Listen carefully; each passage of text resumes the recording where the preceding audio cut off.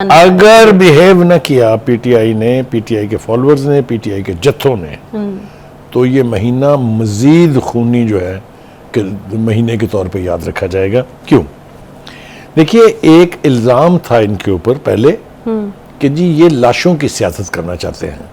25 मई का वो सुनामी लेके आए थे कि तुम्हें 3, 4, 5 लाशें मिल जाएं।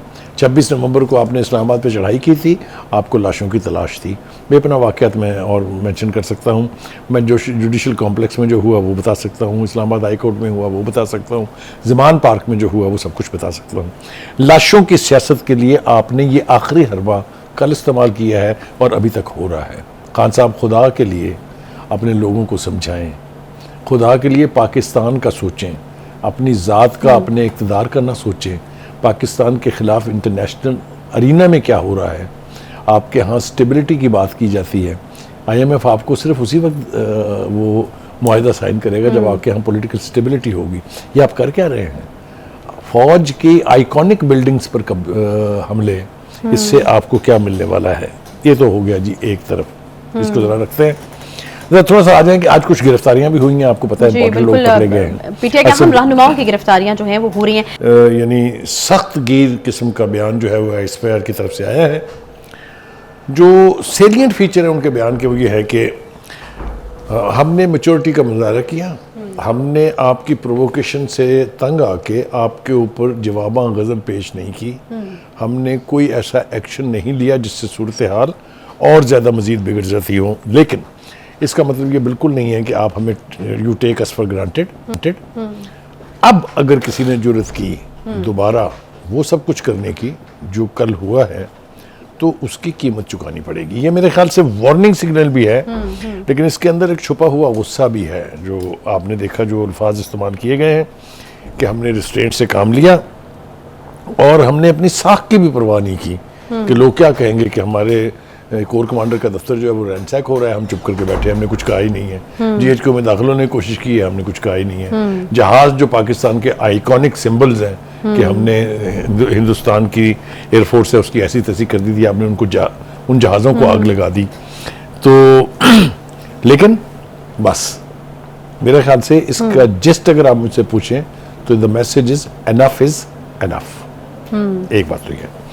दूसरी बात यह है कि खान साहब की गिरफ्तारी जो है, जिसके बाद ये सारा रिएक्शन था, हमें ये बताया जाता था कि जनाब पीटीआई के जलसों में, जुलूसों में, लॉन्ग मार्च में कभी एक गमला भी नहीं टूटा। कल उन्होंने कोई एक गमला भी नहीं छोड़ा।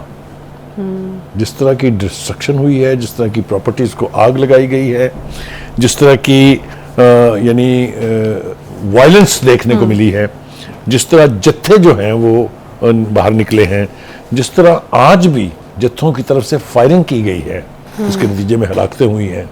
बड़ी अफसोसनाक बात है कि अब तक 8 के करीब हलाकतें हो चुकी हैं। 3 कल हुई थी, 5 आज हुई हैं। ये अच्छे सिग्नल नहीं है। असल में आपने इस मुल्क में 2 बीज बोए थे। पहला बीज आपने बोया था 2011 में, जब आपने 30 अक्टूबर को लाहौर में जलसा किया। ये आप खान साहब की तरफ? जी, मैं खान साहब की तरफ इशारा कर रहा हूँ। उसमें जो एक बात यह थी कि आपने जो सोशल फाइबर था हमारा, वो सारे का सारा बर्बाद कर दिया। आप पाकिस्तान में गाली की, पाकिस्तान में इल्ज़ाम की, पाकिस्तान में तशद्दुद की जो सियासत है उसको फ़रोग़ मिला आपके उससे। दूसरा, आपने ये कहा था कि मैं इक़्तिदार से निकलूँगा तो ख़तरनाक हो जाऊँगा। मैं ख़तरनाक नहीं, ख़तरनाक कह रहा हूँ। वो आपने साबित कर दिया कि हाँ बिल्कुल आप में कैपेसिटी है, चाहे वो ज़मान पाक हो, चाहे वो अदालतों में पेशी हो आपकी, चाहे वो आपकी गिरफ्तारी हो। हर 2-3 सूरतों में आपने अपने जत्थेदारों के जरिए पाकिस्तान की हुकूमत की रेट को चैलेंज किया, आपने फौज की मिथ को चैलेंज किया, और आपके जो ये बोए हुए बीज है ये काटने भी आपको ही पड़ेंगे। ये किसी और को काटने की जरूरत नहीं पड़ेगी। देखिए, इस सियासत में आपने पाकिस्तान की एक हिजान बर्पा किया है। हिजान का बीज, जिसको मैंने इब्तिदा में कहा कि 2 बीज बोए हैं। एक ये बीज था कि आपने नफरत और बगावत, इन 2 एलिमेंट्स को प्रमोट किया है, जिसके मज़ाहिर अब हमारे सामने आ रहे हैं। इट्स वेरी अनफॉर्चुनेट कमेंट्री जो हम कर रहे हैं। दूसरा एक शख्सियात के बारे में आपने जहरीला प्रोपेगेंडा किया, उनके ऊपर इल्ज़ामात लगाए, उनके ऊपर झूठे मुकदमात आपने कायम किए, जो आप साबित करने में नाकाम रहे और एक के बाद दूसरा मुकदमा अदालतों ने उठा उठा के फेंका है।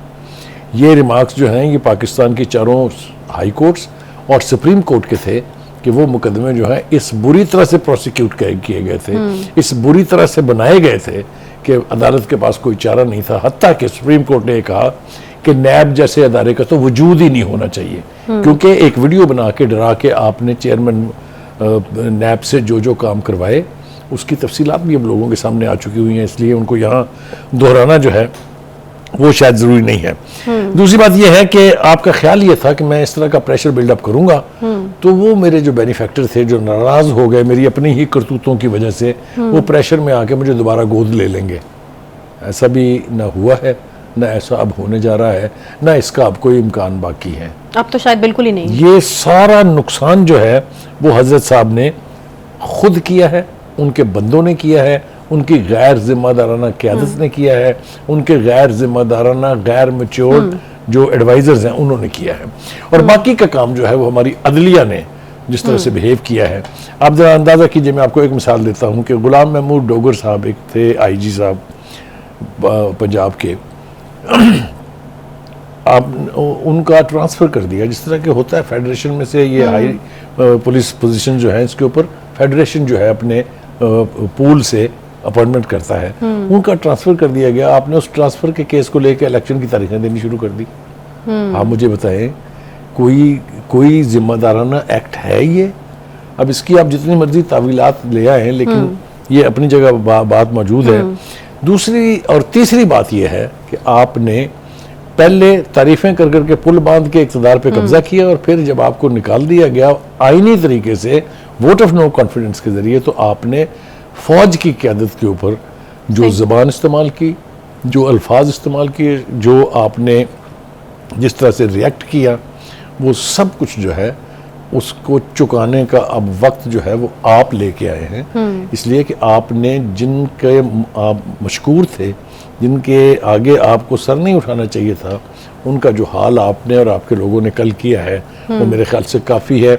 आने वाली नस्लों के लिए भी ये सबक है कि फौज में से आपको कभी खैर की तवक्को अब नहीं। अच्छा बुखारी साहब, ये जो आपने सारी बातें की, यकीनन ये एक तसलसल है उस चीज़ का जिसका नतीजा आज हम देख रहे हैं। वो तमाम इंसिडेंट्स जिनका आपने जिक्र किया, उसके बाद हम देख रहे हैं कि अब उसका ये रिजल्ट जो है हमारे सामने है कि इस वक्त हम एक जो है केओस की सूरत हाल जो है वो उसका सामना कर रहे हैं। समझ नहीं आ रही क्या हो रहा है, क्यों हो रहा है। मुल्क जो है वो बंद पड़ा है, स्कूल कॉलेजेस यूनिवर्सिटीज़ जो हैं वो बंद है। मुझे ये बताइए, ये कल भी जो इंसिडेंट हुआ इंतहाई अफसोसनाक, पाकिस्तान की तारीख में इसकी मिसाल नहीं मिलती। कोर कमांडर हाउस को जिस तरह से निशाना बनाया गया, 9 मई का दिन एक स्याह बाब की तरह याद रखा जाएगा। ISPR ने ये कहा। अगर मई के महीने को हम बुखारी साहब देखें तो बड़ा सिग्निफिकेंट रहा है ये पाकिस्तानी सियासत के। जी बिल्कुल, यकीनी तौर पे आपने बिल्कुल ठीक कहा है। और अब तो 9 मई में जो कुछ वाक़यात हो गए हैं और जो पहले हो चुके हैं, उसकी वजह से ये महीना मेरे ख्याल से खूनी महीने के तौर पे जाना जाएगा। ज़रा थोड़ा सा रिकॉल कर लेते हैं। 12 मई 2007 को क्या हुआ था, आपको याद है? कराची में किस तरह से ओपन फायरिंग हुई थी और कितने लोग जो हैं उनकी हलाकतें हुई थी, और किस तरीके से वहाँ पर जो दहशतगर्द एलिमेंट थे वो, हालांकि एक चीफ जस्टिस साहब वहाँ गए थे कराची एयरपोर्ट से, उनको बाहर नहीं आने दिया था, और नाम भी ले लेते हैं उनका, इफ्तिखार चौधरी साहब उनका नाम है। तो उसके बाद जनाब 2 मई 2011 में जो ओसामा साहब का ऑपरेशन था, आप इसे किसी भी तरीके से इस महीने को आप कोई आसन महीना करार इसलिए नहीं दे सकते कि बड़े खौफनाक और खूनी वाकयात इससे जुड़े हुए हैं। हैविंग सेड दैट, 9 मई का दिन तो हो गया ना बुखारी साहब, मुझे बताइएगा कि अभी इस साल या इस दफ़ा ये महीना जो है वो क्या फैसले करने वाला है पाकिस्तान